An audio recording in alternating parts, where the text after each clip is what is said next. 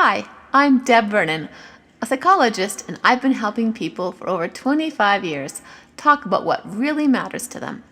Let's talk today about carving out time away from technology so we can learn to tolerate the uncertainty of conversation.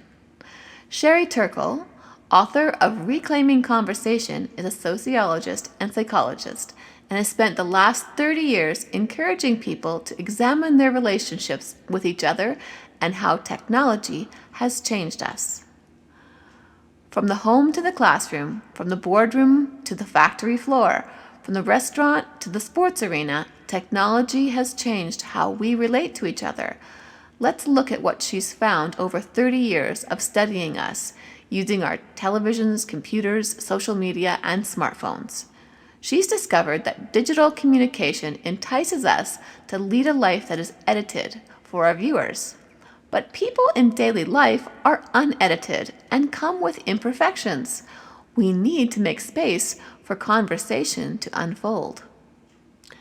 Currently, there is a silent divide between those who share our views and those who do not.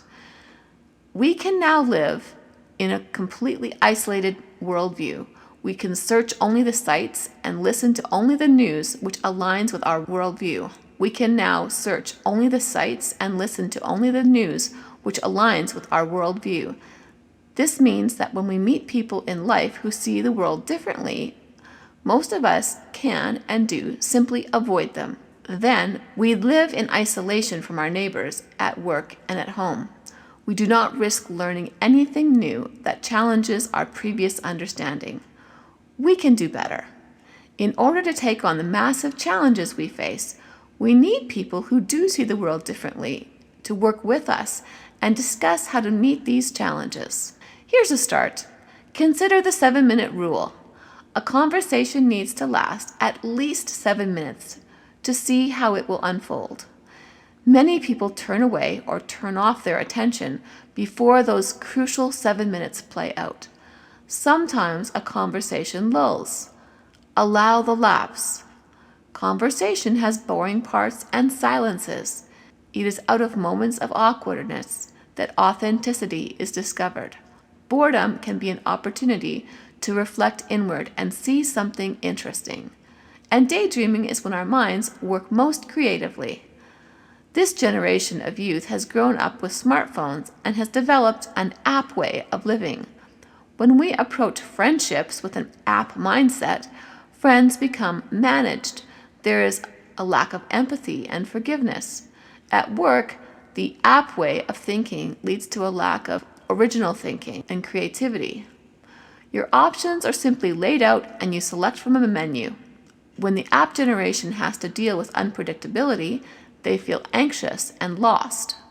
In business, when people who were hired for their technical skills, for example, engineers, they are promoted to be in charge of other people using similar skills. This, however, poses a problem.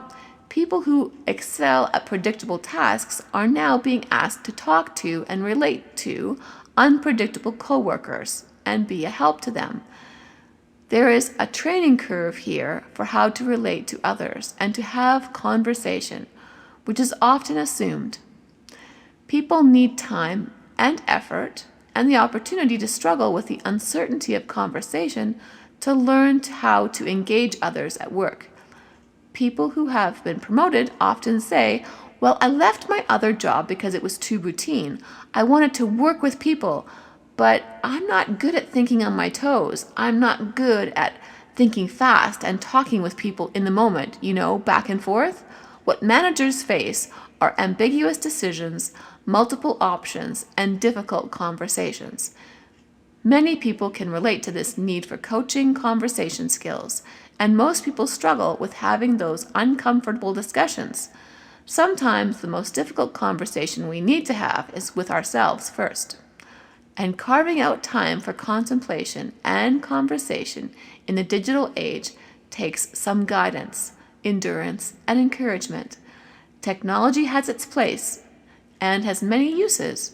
We also need time to be away and simply be and relate.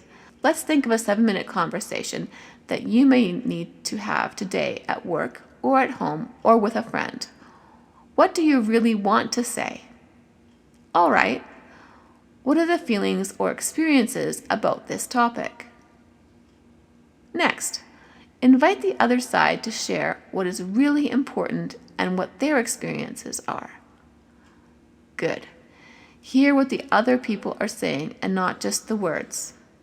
If you'd like to talk to me about having a conversation that's meaningful to you, please go to www.talktodeb.ca.